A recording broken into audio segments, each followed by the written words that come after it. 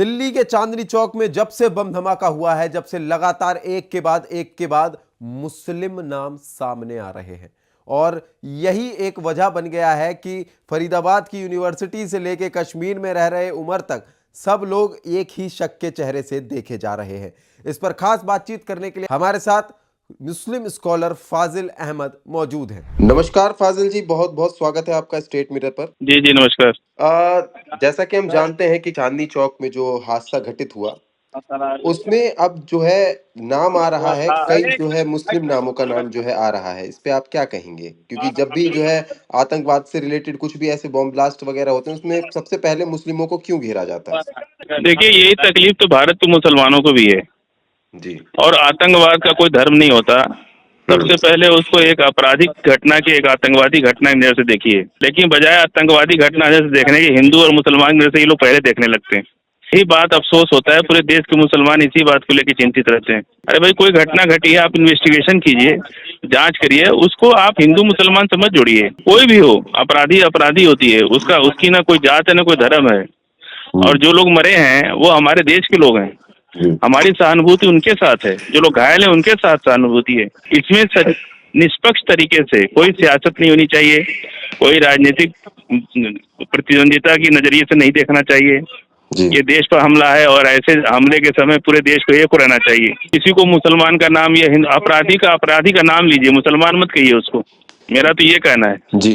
देखिए, इसमें कई सारे नाम सामने आ रहे हैं, जैसे डॉक्टर उमर, डॉक्टर शेना और जो कि फरीदाबाद में जो है प्रोफेसर हैं और डॉक्टरी के प्रोफेसर हैं। क्या ये इन सब का जो है कनेक्शन इस हमले से आप मानते हैं कि पूरी तरीके से हो सकता है? अब देखिए, आपको पता होगा कि हमले का कनेक्शन किससे है, मुझे तो नहीं पता। जांच एजेंसियां जांच करने के बाद, जब जांच एजेंसियों की चार्जशीट के बाद भी अदालत से बाइज्जत बरी हुए। यूपीए 2 के टाइम में 10,000 मुसलमान लड़कों को फंसाया गया था और जांच एजेंसियों की चार्जशीट लगने के बाद भी अदालत ने उनको बाइज्जत बरी किया।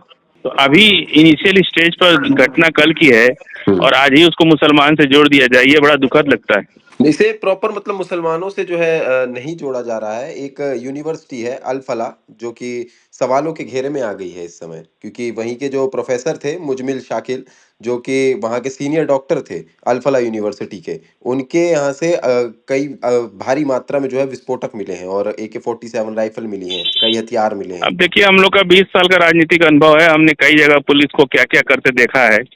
मेरा निजी तजर्बा है। हमने तो आपसे एक ही बात कहा कि पुलिस की चार्जशीट लगने के बाद भी आज अदालत बाइज्जत बरी किया है लोगों को। पिछले 10 साल 15 साल के अंदर यूपीए 2 के जमाने में जिन लड़कों को, मुसलमानों को आतंकवादी कह के जेलों में 10-10 साल 15-15 साल रखा गया, वो सारे बाइज्जत बरी होकर निकल गए। तो जब अदालत चार्जशीट को नहीं मान रही है, पुलिस की चार्जशीट, जांच एजेंसियों को इस चार्जशीट को जो है अदालत ने बोगस कर दिया। तो अभी तो कल की घटना है और आज ही हम इस नतीजे पर पहुंच गए कि मुसलमान ने किया है कि हिंदू ने किया है। ये बड़ा दुखद है। जांच एजेंसियों पर थोड़ा इंतजार करना चाहिए, थोड़ा समय देना चाहिए। और जो लोग भी आज ये नाम ले रहे हैं, उनका नाम ले रहे हैं, ऐसे अफसरों को तो तत्काल बर्खास्त करना चाहिए जो इन्वेस्टिगेशन की बातों को बाहर कर रहा है। जांच की कभी भी जांच का दायरा संदिग्ध नहीं होना चाहिए, जांच निष्पक्ष होनी चाहिए। उसको हिंदू मुसलमान नाम से नहीं मतलब है। जिस आदमी ने किया है, सच्चाई, जब तक सच्चा मुलजिम पकड़ा नहीं जाएगा तब तक आपराधिक घटनाओं को आप नहीं रोक सकते हैं। सच्ची जांच कीजिए, सही जांच कीजिए। कल की घटना है और कल से ही मुसलमान हम लोग सुन रहे हैं। इसके पहले भी हम लोग सुनते आए हैं। और जब पुलवामा अटैक हुआ था तो जितने जासूस पकड़े गए तो 99% उसमें हिंदुए थे। तो इसको लेकर के, तो अगर राजनीति, किसी की मृत्यु पर, लाश पर अगर राजनीति किया जाए, इस तरह की घटनाओं पर राजनीति किया जाए, मैं समझता हूँ कि बहुत दुखद बात है ये देश के लिए। अभी आप बता रहे हैं कि जो है 99% जो है कि हिंदू जो है जासूस वहां पे पुलवामा हमले में जो है पाए गए थे। तो वहां पे तो हिंदू मुस्लिम का सिनेरियो ही नहीं था। यहाँ पे ये सवाल इसलिए उठ रहा है क्योंकि यहाँ जितने भी नाम जो है आ रहे हैं, चाहे वो डॉक्टर उमर हो, सर, चाहे वो आसिफ हुसैन हो। हम जी जी, एक बार मेरी बात सुन लीजिए, क्योंकि यहाँ डॉक्टर उमर हो, आसिफ हुसैन हो, मुजमिल शाकिल हो, ये जितने भी जो है नाम है, ये सब एक पर्टिकुलर मुस्लिम समुदाय से आ रहे हैं। तो इसीलिए जो है ये सवाल पूछना जरूरी हो जाता है कि भारत का मुसलमान क्या सोचता है इस पे। नहीं, भारत का मुसलमान, कल से ही ये बातें गांव में चर्चा हो रही थी। मैं अभी गांव पे हूँ अपने, लेकिन सामान्य मुसलमान यही कह रहा है कि बेगुनाह मुसलमानों के लोग फंसाएंगे। आम जनता यही सोचती है। क्योंकि अभी इन्वेस्टिगेशन का आज दूसरा दिन है, अभी तो जांच किसी नतीजे पे नहीं पहुंची, अभी ना तो चार्जशीट लगी ना कुछ भी हुआ।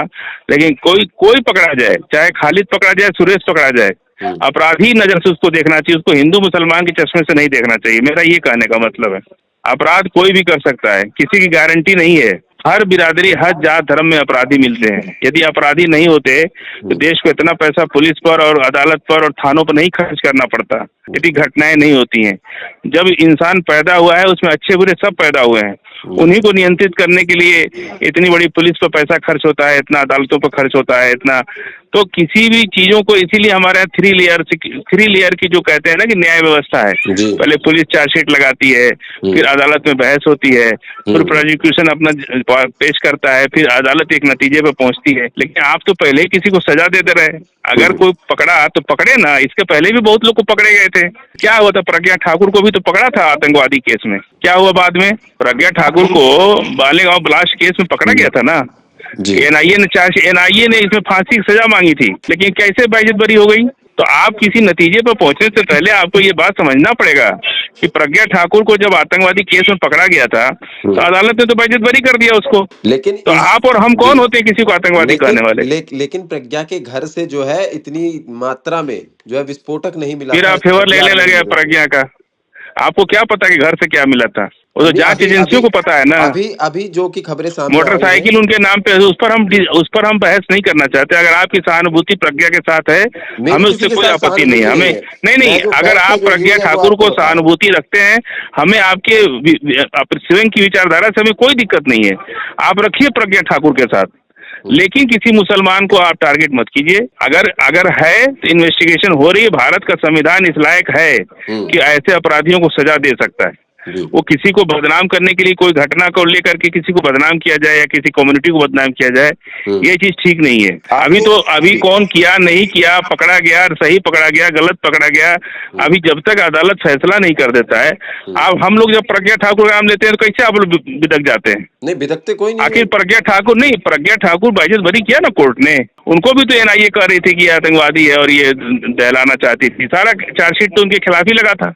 तो आज भी अगर किसी रुखसाना को पकड़ा गया, किसी आदिल को पकड़ा गया, तो हम कैसे यकीन कर लेंगे कल वो बेगुनाह नहीं होगा। हम ना तो प्रज्ञा ठाकुर के प्रति हमारी कोई दुश्मनी है और ना हमको आदिल से कोई हमदर्दी है। जो अदालत, हमारे देश की अदालतें सक्षम है, हमारे देश की। आखिर 10,000 लड़कों को, बेगुनाह लड़कों को यूपीए 2 के टाइम जो पकड़े गए थे, उनको बाइज्जत बरी किया ना अदालत ने। तो हम अदालत पे तो प्रश्न नहीं खड़ा कर सकते, लेकिन हाँ जरूर जांच एजेंसियों पर प्रश्न हम खड़ा करते हैं कि वो सरकार के कहने पर काम करती हैं।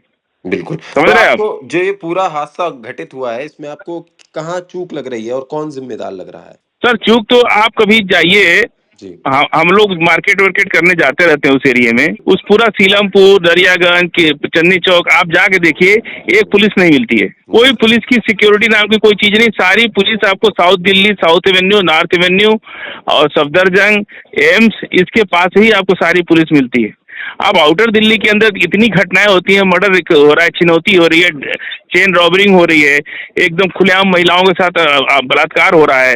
कहाँ कोई घटना ये लोग रोक पाते हैं। दिल्ली पुलिस को कम से कम बॉर्डर एरिया में, जो हाईली पॉपुलेटेड एरिया है, जहां बहुत ज्यादा जनसंख्या ज्यादा है, उन जगहों पर पुलिस की भारी व्यवस्था करना चाहिए। लेकिन ये तो नेता मंत्री की सिफारिश में पीछे 2-2 गाड़ी लेके चलते हैं। इनके पास न तो संसाधन है उधर आम पब्लिक के लिए, न इनकी विचारधारा है। एक पुलिस आपको नहीं मिलेगी। आप आज तो छोड़ दीजिए, आज तो घटना हुई तो तमाम पुलिस है, लेकिन आज से अगर आप जाइए, मैं दिवाली के मैं गया था, मैं उधर मार्केटिंग करने, तो मैंने देखा कि पूरी जाम लगा हुआ, एक भी पुलिस की व्यवस्था वहां नहीं थी। और मैं बल्कि ट्वीट भी करने वाला था कि भाई यहाँ पुलिस लगाना चाहिए आपको, ना तो सिविल पुलिस, ना ट्रैफिक पुलिस, कोई भी एक चौराहे पे कोई पुलिस नहीं है। और ऐसे अपराधी हमेशा ऐसे ही चूक का इंतजार करते हैं। केवल पुलिस का काम है वहाँ हफ्ता वसूली करना और ये सारा काम करना, बस। बिल्कुल, बाकी सुरक्षा के नाम पर। जी, आखिर में मैं आपसे जानना चाहूंगा, अल फला यूनिवर्सिटी जो कि इस समय सवालों के घेरे में है, क्या वहां पर इस तरीके की तालीम दी जा रही है जो कि वहां से ऐसे जो है लोग जो है निकल रहे हैं वहां से लोग। देखिए, मैं कल से और आज के बीच में आपके मुंह से अल फला यूनिवर्सिटी का नाम सुना हो। इसके पहले मैं जानता भी नहीं कि अल फला यूनिवर्सिटी कहाँ है, न मेरा कोई उनसे मतलब है। मैंने आज तक नाम भी नहीं सुना था कि अल फला यूनिवर्सिटी कोई है। जो भी है हम आपके मुंह से आज सुन रहे हैं, और कल से क्या आज सुबह से थोड़ा नाम आने लगा है। बाकी इसके पहले हम कभी जाने नहीं कि अल्फला यूनिवर्सिटी फरीदाबाद में भी मुसलमानों की कोई यूनिवर्सिटी है, हम तो आज तक जाने ही नहीं। अब ये घटनाएं हो रही हैं तो आप पूरी यूनिवर्सिटी को चार्ज कर दीजिए, ये तो ठीक बात नहीं है ना अगर वहाँ के प्रोफेसर ही वहाँ भाई। पे ऐसे एक रहेंगे पूरे तो एक मछली को निकालने के लिए आप तालाब का पानी खाली कर दीजिए, जी ये तो ठीक बात नहीं है ना। एक मछली पकड़ने के लिए आप पूरा तालाब सुखा दीजिए, ये तो ठीक बात नहीं है। जी, मैं आपसे बस ये जानना चाहता हूँ कि जिस संस्थान के जो है डॉक्टर्स और प्रोफेसर्स, ये जो मैंने आपको नाम बताया अभी, मुजामिल शाकिल, ये वहाँ के सीनियर डॉक्टर हैं और प्रोफेसर भी हैं, वहाँ बच्चों को पढ़ाते भी हैं। तो ये किस तरीके की तालीम जो है दे रहे होंगे? क्या वहाँ पे और इन्हीं के जैसे लोग जो अभी हैं बन देखिए, रहे होंगे? मैंने पहले शुरुआती दौर में ही आपसे कहा जी। कि अभी जांच बहुत इनिशियल स्टेज पे है, हुँ, समझ रहे हैं आप। अभी किसी को अल्फला यूनिवर्सिटी को या किसी आदमी को आप कहना ना तो मेरे लिए ठीक है ना आपके लिए ठीक है, बिल्कुल। क्योंकि अभी जांच जांच जो है किस लेवल पे है। और वो लोग तो हमको लगता है शायद एक दिन पहले पकड़े गए हैं, इस घटना से 1-2 दिन पहले पकड़े गए थे। तो आप पुलिस को अपना काम करने दीजिए, हम लोग अभी इस नतीजे पर ना पहुंचे तो अच्छा है, क्योंकि अब जो है भाजपा के लोगों को एक मौका मिल गया कि मुसलमान होंगे मुसलमान होंगे। अरे भाई जांच तो होने दो, कौन उनका मददगार कौन है, उनका कौन, बहुत कुछ होता है। जिस तरह से पुलवामा अटैक में मैंने कहा तो आपको बुरा लग गया कि 99% तो जासूस मुझे हिंदू ही निकले। मुझे तो ये किसी चीज़ अभी का बुरा नहीं लगा, मैं नहीं, वही चीज़ आपको आपको लगा बता रहा बुरा, था, मैं लेकिन देखिए अब इतना नहीं है, मैं 14 साल से डिबेट करता हूँ, जी, मुझे एंकर की भाषा पता चल जाती है कि क्या वो बोलना चाहते हैं। अच्छा। मैं कोई 20 साल से मेरा अंतर्यामी राजनीतिक हैं अनुभव आप। में प्रधानमंत्री चंद्रशेखर जी के साथ मैंने काम किया है, वीपी सिंह साहब के साथ काम किया है, मेरा लंबा तजर्बा है राजनीति का। अच्छा। मुझे पता है, मैंने जब कहा कि 99% पुलवामा अटैक में पुलिस ने 99% जासूसों को जो पाकिस्तान के साथ जासूसी कर रहे थे सारे हिंदू थे, तो क्या हम उन सारे हिंदुओं को कहें कि वो गद्दार है? ये तो ठीक बात नहीं है ना। इसी तरह मुसलमान कहना नहीं, सीधे नाम ले, जो अदालत के फैसले तक कम से कम इसको राजनीतिक लाभ के लिए नहीं देखना चाहिए। इस तरह की घटनाओं को सीरियस देखना चाहिए, केवल आपको राजनीति इलेक्शन का मुद्दा बना करके इसको नहीं भुनाना चाहिए। चलिए, बहुत-बहुत कि कोई एक धन्यवाद घटना फाजिल हो जी गई हमारे तो साथ उसको जुड़ने के जो लिए। है बहुत बहुत शुक्रिया आपका। हमारी इस रिपोर्ट पर आपका क्या कहना है, हमें कमेंट में ज़रूर बताएं और ऐसी तमाम अपडेट्स के लिए बने रहिए स्टेट मिरर के साथ। नमस्कार।